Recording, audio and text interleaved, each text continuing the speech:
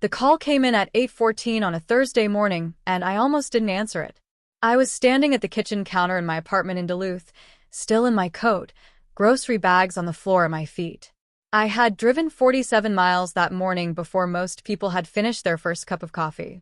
The bags held the things my mother had texted me the night before: a rotisserie chicken, 2% milk, the specific brand of rye bread she liked from the co-op in Two Harbors, blood pressure medication refill from the Walgreens on 3rd Street, and a bar of the dark chocolate she pretended she didn't eat. I had been doing this run every Thursday for 2 years and 3 months. The name on the screen was Erik. I set the bags on the counter and let it ring through to voicemail. Then I took off my coat, put away the groceries I hadn't loaded into my car yet, and sat down at the table with my coffee. The voicemail notification appeared. I didn't listen to it. That was a Thursday in October. What happened at Christmas was still 10 weeks away. My name is Ingrid Brandt. I am 34 years old, and I work as a logistics coordinator for a regional medical supply company headquartered in Duluth. I schedule deliveries, manage vendor contracts, track pharmaceutical cold chain requirements across a 4-state territory, and handle the compliance documentation that nobody else in the office wants to touch. I've been doing it for 8 years. I am good at it in the way that people who grew up keeping track of things are usually good at it, quietly without announcing it, because the alternative is chaos, and chaos costs people. My mother, Darlene Brandt, lives in the house where I grew up in Cloquet, 23 miles southwest of my apartment. She is 68. She had a mild stroke 3 years ago that left her with some weakness in her left hand and a fatigue that comes and goes without much pattern. She drives herself to church on Sundays and to her book club on the second Wednesday of the month, but the grocery store exhausts her, the pharmacy lines make her anxious, and she does not like to ask for help. She has never liked to ask for help. My brother Erik is 38. He lives in a house in Hometown, 12 minutes from our mother's front door, with his girlfriend Cassie, who he'd been dating for about 2 years at the point this story begins. Erik works in commercial real estate. He is tall in the way our father was tall, and he has our father's habit of filling a room with his presence before he has said anything at all. He is good at parties. He knows how to make people feel like the conversation they are having with him is the best conversation happening anywhere in the building. He had not, in the 2 years and 3 months I had been making the Thursday run, driven our mother to a single grocery store appointment. The first time I understood what the Thursday runs were going to cost me, it was a February morning 14 months before the Christmas dinner. The temperature outside was 11 degrees, and I had driven down from Duluth in the dark because my mother's prescription refill had a hard pickup window, and she'd mentioned, the night before, that her left hand was giving her trouble again, and she didn't feel steady enough to drive on ice. I pulled into her driveway at 6:52 in the morning. The front walk had not been shoveled. I shoveled it. Then I went inside, sat with her for 20 minutes while she finished her oatmeal, and made a list of what she needed from the co-op and the pharmacy. I was back in her driveway by 8:30 with everything in 2 paper bags. I carried them into the kitchen and put the cold things away while she stood at the counter and checked the receipt. "You didn't have to get the good coffee," she said. "I know," I said. "It's too expensive, Mom." She held the bag of coffee for a moment and then set it on the counter next to the percolator. "Erik said he was going to come by this week," she said. "That's good," I said. I drove back to Duluth in time to be at my desk by 10. Erik did not come by that week. I know because my mother mentioned it the following Thursday when I came back with the next round of groceries. She mentioned it the way she mentioned most things that disappointed her, once, briefly, and then not again. I didn't say anything about it. I restocked her pantry and left the receipt on the counter the way she liked, and I drove home. That evening I opened my laptop and started a spreadsheet. I entered the date, the description, the mileage, and the itemized costs. I gave the columns plain headers, no formulas, nothing clever. I saved it and closed it and did not think about it again until the following Thursday when I opened it and entered the next run. In 14 months of Thursday runs, I had driven a total of 4,317 miles for my mother, not counting the 2 medical appointments. I added a column for time that spring when I realized the mileage alone wasn't the whole picture. Something settled behind my ribs when I looked at that column for the first time. I didn't name what it was. I just kept the record. That same February, I went to the hall closet in the evening and took out a manila folder from the stack I kept for work. I wrote February through December on the tab in my own handwriting, sealed the clasp, and put it in the drawer of my desk. The second scene I remember clearly is a Sunday in May, 8 months before Christmas. My mother called me on a Saturday afternoon and mentioned that she had a follow-up appointment at the St. Luke's Clinic in Duluth on Monday morning. Her cardiologist wanted to go over some blood work results, and that she had planned to take the bus, but the schedule was complicated and she wasn't sure about the transfer at the downtown stop. I told her I would drive her. We sat in the waiting room on the second floor for 40 minutes.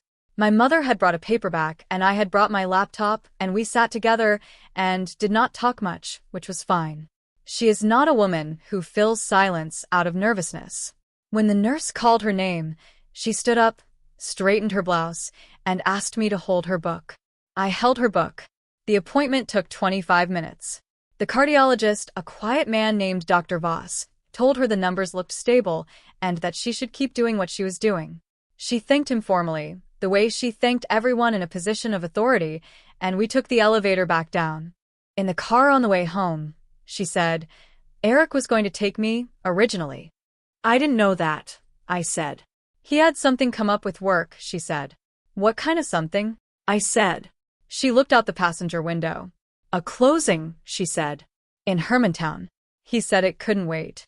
The trees along the highway were full and green. I kept my eyes on the road. Well, my mother said, you were here. She said it plainly, without particular gratitude or particular criticism, just as a statement of what was true. I was here. That was the whole of it. I was here. I drove her home, walked her to the door, and drove back to Duluth. The third scene is from September, 6 weeks before Christmas. I had added a second run by then, not every week but most weeks, a Tuesday stop for whatever had come up since Thursday. Canned goods. A refill she had missed. Once, a specific brand of hand lotion she had seen in a magazine and written down on a notepad in her precise, small handwriting. That September Tuesday, I arrived to find her sitting at the kitchen table with a legal pad, working through something with a pencil. She looked up when I came in and said, I'm trying to figure out the holidays.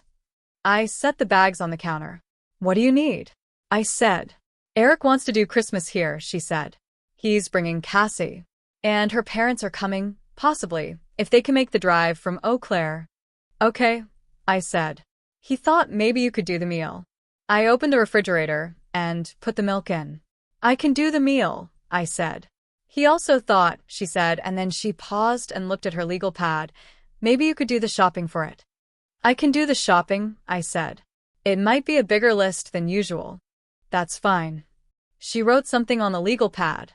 I finished putting the groceries away, and then I sat down across from her at the table, and we went through the menu together. Her pot roast recipe, the specific kind of dinner rolls she liked from the bakery in Carlton, the green bean dish her sister used to make. I wrote everything down on my phone. When I got home that night, I transferred the list to a notes document and added the rough cost estimates next to each item. The meal was going to run somewhere between $340 and $410 depending on what the bakery was charging for the rolls. I noted it in the running spreadsheet I kept on my laptop, the one I had started, without any real plan, 14 months earlier in February. The spreadsheet had 41 entries. The total at the bottom was $6,240. I looked at it for a moment. Then I closed the laptop and went to bed. Erik arrived at my mother's house on Christmas Day at 12:15 in the afternoon. Cassie came with him. She was pleasant and thin and had brought a bottle of wine and a scented candle, and she hugged my mother at the door with the ease of someone who had grown up hugging people she had just met. I had arrived at 9:30 to start the pot roast. I had done the shopping the previous Tuesday, $387 at 3 different stores, including the bakery in Carlton, and I had driven over that morning with everything in a cooler in my back seat. The house was warm when Erik and Cassie arrived, and the windows had fogged up slightly from the oven, and the table was already set. My Uncle Lars was there, and my mother's friend Paulette from book club, and a cousin of my mother's named Jean who lived in Iron River and drove down every year without fail. They were all seated by the time Erik poured the first round of wine. The meal went the way meals like that go, slowly, with the particular warmth of people who have been doing this long enough that the silences are comfortable. My mother ate carefully, the way she always did, cutting everything into small pieces. Jean told a story about his snowblower that went on longer than it needed to. Paulette laughed at everything. At some point before the main course, Lars asked Erik about the Hermantown market, and Erik talked about it for 10 minutes, the way he talked about work when he was comfortable, confidently, with enough technical detail to sound credible, but not so much that anyone got lost. Cassie listened with the particular expression of someone who had heard this before and didn't mind hearing it again. My mother refilled her water glass. I brought the rolls out from the oven and set them on the table, and nobody mentioned it. It was after the main course, when my cousin Jean had gone to the bathroom and my uncle Lars was refilling his water glass, that Erik raised his wine and said it. "I want to say something," he said. Everyone looked at him. Cassie smiled. "I just want to acknowledge," he said, swirling his wine, "the level of dedication it takes to do what Ingrid does. Driving an hour each way so Mom doesn't have to push a cart around the store." He set the glass down and looked at me with an expression I recognized from our childhood, the one he used when he was being generous in public. Real high achiever. The table laughed. Lars chuckled into his water glass. Paulette pressed her lips together and smiled. Cassie looked at her plate. My mother looked at her plate too. I had the sealed manila folder in my bag, the one I had assembled 2 nights earlier, the printed spreadsheet, 41 entries, running from February of last year through December 23rd of this one, and a handwritten note clipped to the front that I had written and rewritten 4 times before I got it right. It said, "You already knew, Dad." I had brought our father into it, because he was the one who taught me to keep records. He had died 6 years ago, and he had kept records of everything, and I had learned it from him the same way I had learned to drive in the dark on icy roads, because it was necessary and nobody else was going to do it. I left the folder in my bag. I set my fork down on the edge of my plate. The tines made a small sound against the china. I picked up my water glass and drank from it. "Thanks," I said. Erik raised his glass again toward the center of the table, as if toasting something, and moved on to a story about a property deal in Hermantown. Cassie laughed at the right moment. Jean came back from the bathroom and pulled his chair in. The conversation moved forward the way it always did, around me and past me and through me. I sat at the table in my mother's house, where I had cooked the meal and set the table and done the shopping 3 days before, and I did not correct him. I finished my water. I thought about the 41 entries on the spreadsheet. I thought about 11 degrees in February and the shoveled walk and my mother's precise handwriting on a notepad. The folder stayed in my bag under my chair for the rest of the evening. That was the last Thursday run I made. 3 weeks passed. I went to work. I drove my usual route to the office on Monday mornings and back on Friday afternoons. I answered my emails. I tracked a cold chain shipment from a vendor in Milwaukee that had been running 2 degrees warm, and I spent most of a Tuesday afternoon on the phone with the carrier's compliance team until it was resolved. I ate lunch at my desk. I was, by every visible measure, the same person I had been in November, in October, in the February morning when I had shoveled my mother's front walk in 11-degree weather before most of Cloquet was awake. My mother called on the second Tuesday after Christmas. She didn't say anything about groceries. She said she'd ordered delivery from a place in Cloquet she'd been meaning to try, and that it had worked out fine, and that Paulette had dropped by with leftover holiday cookies. I said that was good. We talked for 12 minutes about nothing in particular, and I did not bring up the folder, and she did not ask about it. My phone showed Erik's number 6 times on a Thursday morning in early January. I was at my desk when it happened. I watched the calls come in across the span of about 40 minutes, 6 separate rings, each one going to voicemail, each one leaving a notification I did not open. At the end of the 40 minutes, a text message appeared. It said, "Ingrid, it's important. Call me when you get a chance." I put my phone face down on my desk. I finished the cold chain compliance report I was working on and sent it to my supervisor. Then I got up and went to the break room and poured myself a cup of coffee and stood at the window for a few minutes looking at the parking lot, which was gray and slushy and almost empty because most of the sales team was out that week for the regional conference. I went back to my desk. I turned my phone back over. I called him. He answered before the second ring. Finally, he said. I've been trying to reach you. I said. I need to talk to you about something. It's about the wedding. Okay, I said. We set a date, he said. August 14th. At the lodge out on Whiteface Reservoir. It's a good venue. Cass found it last spring. It holds about 90 people, which is what we're looking at. He paused. The thing is, the catering deposit is due February 1st. It's a firm deadline. They've got 3 other inquiries on that date. How much is the deposit? I said. $8,000, he said. And the full bill is going to be around $26,000 for the service and food. They do an open bar package. I wrote the numbers down on a notepad on my desk. $8,000. $26,000. That's a significant number, I said. It is, he said. Here's the thing. I'm a little short right now. The Hermantown deal I was working fell through in December. You know how that went, and I've got a bridge situation with the mortgage that I'm managing. Cass's parents can do maybe $4,000 toward the deposit, but we'd need the rest covered. Temporarily. Just until the spring market picks up. The office was quiet. Someone's keyboard was clicking 2 cubicles over. Outside, a truck was backing up in the parking lot. You'd need me to cover $4,000, I said. By February 1st, he said. I held the pen over the notepad. I did not write anything else. Let me think about it, I said. Of course, he said. Yeah, of course. I wanted to ask you directly. Family first, right? I'll call you back, I said. I hung up. I sat at my desk for a long moment. Then I opened my desk drawer and took out the sealed manila folder that I had carried back from my mother's house in December, the one that had stayed in my bag all through Christmas dinner, and I set it on the desk in front of me. I looked at it. I picked up my phone and called Erik back. He answered on the first ring this time. That was fast, he said. Can you come to Duluth? I said. This week. I'd like to do this in person. A pause. Sure, he said. I can do Thursday. Thursday works, I said. There's a diner on Superior Street near the bridge, the one with the red awning. You know the one. I think so, he said. 2 o'clock, I said. I'll be there, he said. He was 7 minutes late. I was already in a booth near the back when he came in, still in his coat, scanning the room the way he always did, that particular habit of checking who was present before deciding how to enter. He spotted me and came over and slid in across from me and signaled to the waitress without taking off his coat. Cold out there, he said. It is, I said.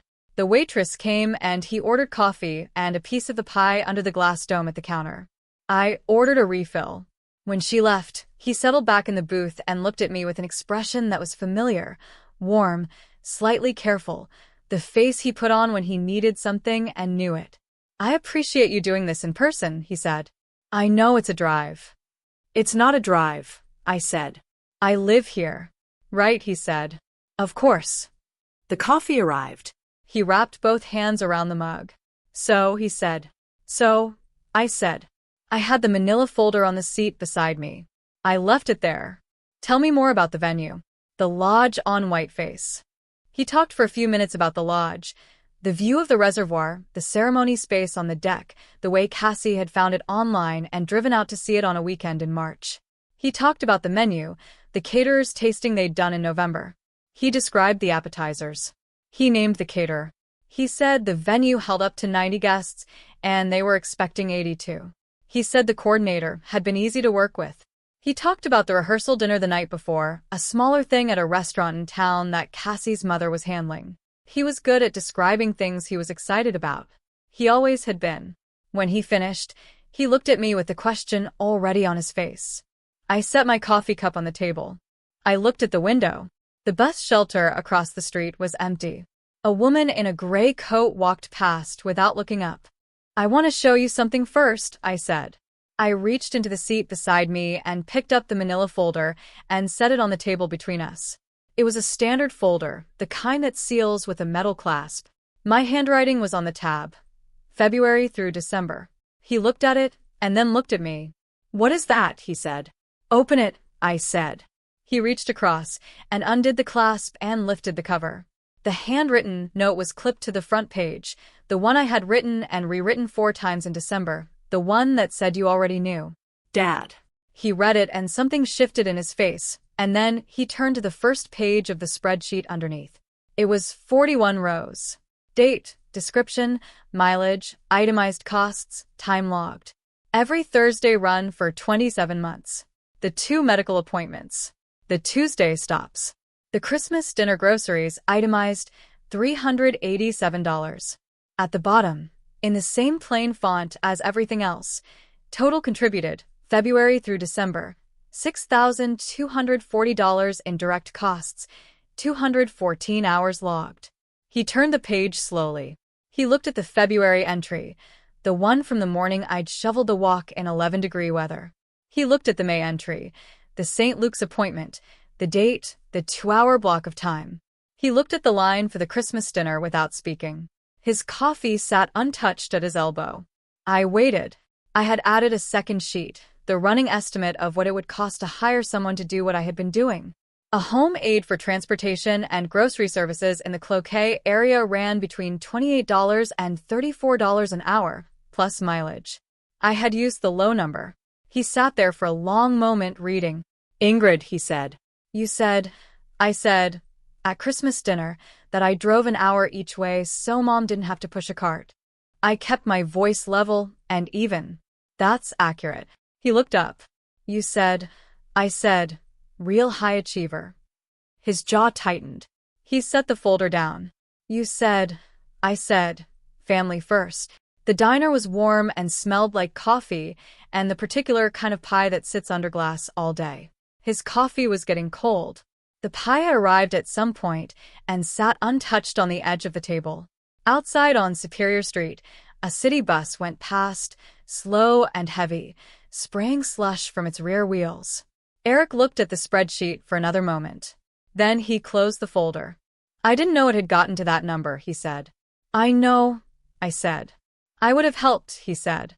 If you'd said something. You knew where she lived, I said. He didn't answer that. He picked up his coffee mug and then set it back down without drinking from it. So, you're not going to help with the deposit, he said. I didn't say that, I said. I said I wanted to show you something first. He looked at me. The spreadsheet is yours, I said. So you have it. I slid the folder across the table to him. I'm going to keep making the runs for Mom. That's not about you. I pulled on my coat and reached for my bag. For the deposit, talk to a bank. You're in commercial real estate. You know how to structure a bridge loan. I stood up. That's it, he said. That's it, I said. I left 2 20s on the table for the check. I put on my gloves and walked to the door without looking back, and I pushed out into the cold air of Superior Street and walked to my car. He called 3 days later. A Sunday evening, just after dark. I was at my kitchen table with a book when the phone rang. I answered it. I looked into the bridge loan, he said, without preamble. Okay, I said. It's going to work, he said. It's more expensive than I wanted, but it'll cover the deposit and carry us to May. Good, I said. A pause. I went back through the spreadsheet, he said. I waited. The appointment in May, he said. At St. Luke's. That was during the Hummentown closing. I had back-to-back days that week. I know, I said. I should have rearranged it. Yes, I said. Another pause, longer this time. Outside my window, the snow was coming down in the yellow glow of the streetlight, steady, unhurried, the particular kind of January snow that falls in Duluth as though it has nowhere else to be and no reason to hurry. I'd like to help more, he said. With Mom. Going forward. She'd like that, I said. She won't say so, but she would. I know, he said. He was quiet for a moment. She's more like you than either of you thinks. I looked at the snow. I didn't say anything. I'll call her this week, he said. Set something up. Okay, I said. Ingrid. Yeah. The note, he said. The one from Dad. Where did that come from? I looked down at my book, which I had set on the table open and face down, and I thought about my father and his record-keeping, and about the way he had always written things down, receipts, dates, names, not to use against anyone, but because he believed that things that mattered should be accounted for, that the record itself was a kind of respect. He always said, I said, keep track of what you give. Not so you can collect it back. So, you know what it cost. Erik didn't answer for a moment. Yeah, he said finally. That sounds right. We talked for a few more minutes about nothing in particular, the lodge venue, the weather, whether my mother had mentioned anything about the holidays to him. Then we hung up, and I sat alone in my kitchen in Duluth with the snow coming down outside, and I thought about 41 entries on a spreadsheet and a sealed manila folder now sitting in my brother's house in Hermantown, with our father's handwriting on the front of it. That folder was the only thing in the whole story that didn't need explaining. That was the only thing that was true. This story was produced with the support of our writing and production team. This story is fictional, created entirely for entertainment and educational purposes. Any resemblance to real persons, events, or families is coincidental. The record was kept for 2 years and 3 months, across 41 entries, in a spreadsheet no one asked for and no one knew about. That was the only thing that was true.